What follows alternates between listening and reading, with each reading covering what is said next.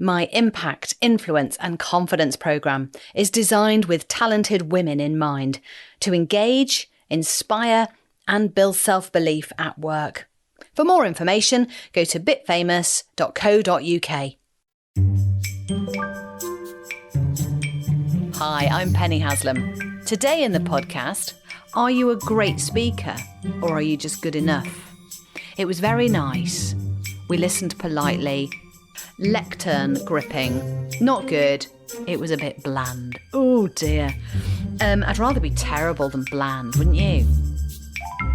Are you a great speaker or are you just good enough and people are being polite? It's difficult. The further up the chain you get, the harder it is to get decent feedback from those around you because they might not know how to give you notes for improving, or they might not feel able to critique your speaking, which is why professionals are called in to help. And I would urge anyone who thinks they're okay at speaking but are craving being brilliant or know that they could do better to use a professional to help them. Me, anyone, doesn't matter. Just use somebody who's good, got a good track record and can really help you snazzy it up a bit. So I had the joy of going to a conference. It was fantastic. It was high caliber panelists and high profile speakers. And one of the speakers, I'm about to critique with you their speaking because they weren't bad, but the audience just politely sat and listened. Oh, it's worse than somebody not paying attention, isn't it? You know, and you can see tops of heads. Not that I have this experience, of course. when people, people in the audience are looking at their phones, you know that you're not doing great. It's a good indicator of, yes, I need to improve. But when people are sitting politely listening and absorbing what you've got to say, are you a great speaker or are you just good enough? So I've got 3 things that if they were in a session with me, a coaching session for presentations in front of me, this is the feedback, the critical friend feedback that I would give on their talks with notes for improvements. Now, see if any of this resonates with you and how you do your talks. You know, listen up. You might be able to inject a bit of va-va-voom into how you speak and how you deliver and what you say. Or if you've got somebody you work with who you just think could just, turn it up a little, maybe all the way to 11, and you might want to just use a few of these tips with them. So 3 things. All right, 4 things, but the first one is minor. Lectern gripping. Not good. Not exciting. Lectern gripping, which means basically I'm going to stay behind the lectern. I'm not moving and I've got notes in front of me and I'm going to look at you every now and again because I've been told eye contact's good. And then I'm going to return to my notes. Wah, wah. So that's point number 1. There will be 4 or 5. I don't know. Let's see how it goes. So that's point number 1. Point number 2, content, the content of this talk, which was about 25 minutes long. In front of an audience of around 300 people in a fabulous event space. I have to say, it was really top notch. Everything was top notch that day. Top draw. Didn't match the audience. So the content felt to me like it was entirely portable, that no matter who they were talking to, they would use the same content. It was based on some big report that had just been finished and wrapped up. The findings were interesting, and therefore that's what it was all about. I think it could have done with more flexibility in it for reflecting who the audience is. So we were an audience of ambitious business owners, female business owners, women business owners, and the content could have been delivered to anyone. And I think that's why the audience was politely listening. So use the 80-20 rule.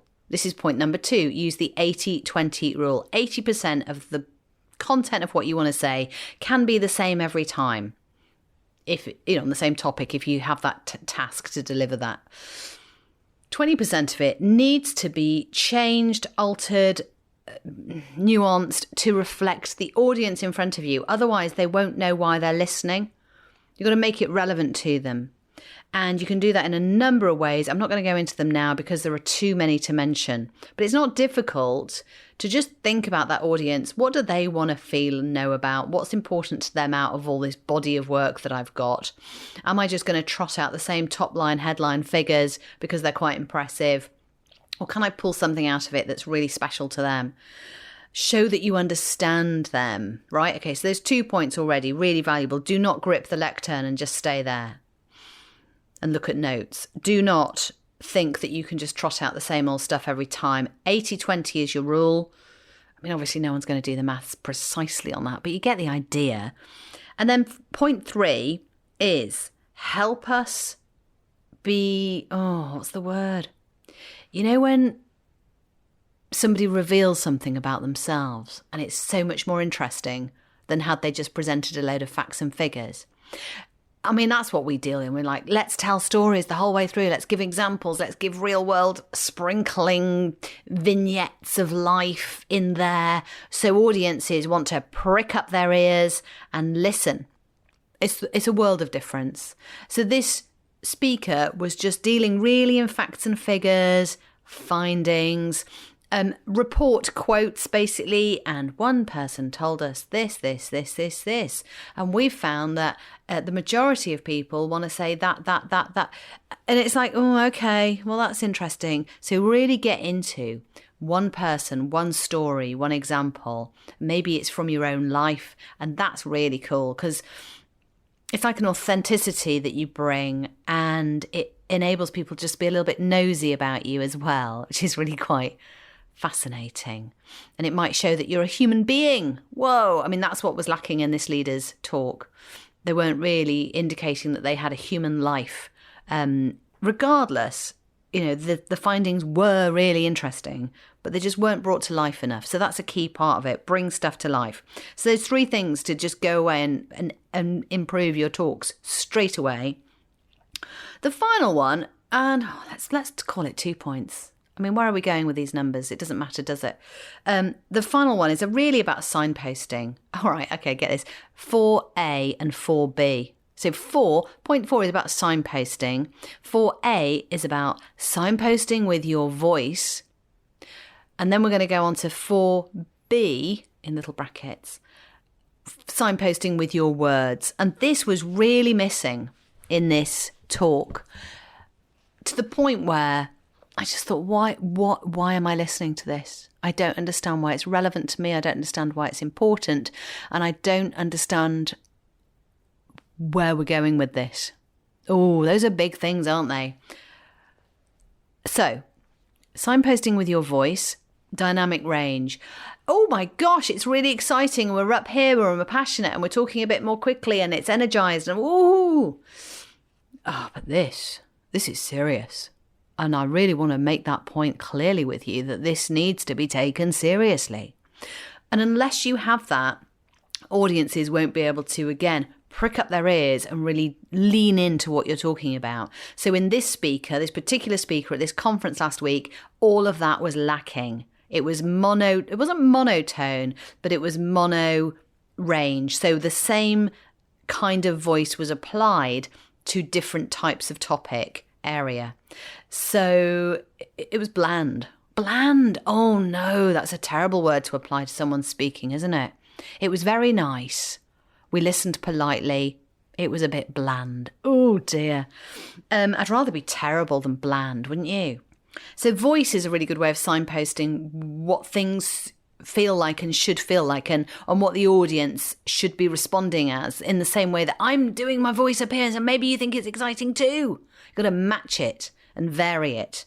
So up, high, woo, down, ooh, or fast, or slower, depending on the point you want to make. So you can alter that. Another way of signposting, point 4B, is with words. So the words you use, and that was really lacking in this. So it was like a flat landscape, and we were looking at this really flat landscape of meadows and fields that had no hills in them, right? So it's like a bit boring. So you weren't sure how excited, disappointed, worried, concerned, eager to change the world, passionate that anything was. I didn't know why anything was important or anything was more important or less important. I couldn't work it out. So what I heard was like, this is some stuff. This is some other stuff. This is some other stuff. This is some more stuff. Okay, thanks very much. Right. And actually with words, you can really help your audience out by saying, this is really important, or this next bit that I'm going to tell you about shocked me, and I think it's going to shock you too, right? So you could, or that was quite interesting, wasn't it? But hey, this is even more interesting. Let me tell you why, or you need to really listen to this. This will be useful. So you can point to things and lead your listener in to what you're saying and just guide them with your words and with your voice as well. So that's point 4 covered. I don't have 5 points. I think that's enough, isn't it, for now? Plenty to say. I'm very excited about this topic. I think the world needs greater speakers in it who are exciting and useful to the audience. I think if we're going to add a 5th point, that would be it. What does your audience need to do, know and feel by the time you've finished talking? And if you can answer that, you're probably on your way to being a really, really exciting speaker who's valuable to the audience. You might not be the most dynamic, the most snazzy or show busy, but at least your content will be really useful. And that's dynamite. You can't go wrong with that. So yeah, ask yourself, what am I going to do to improve my talks? Can I stop gripping the lectern? Could I add some more stories even, or examples? Could I vary the range and help to really relate to the audience? And can I understand what I need the audience to do, know, feel by the time I've wrapped up and dropped the mic? Thanks for listening. My 3rd book is coming out in 2024. It's all about confidence at work and in life. And as you'd expect from me, there are lots of stories and ideas to help you build confidence, whether it's for yourself or for others. It might be colleagues, teammates, friends and family. Head to pennyhaslam.co.uk/confidence-book.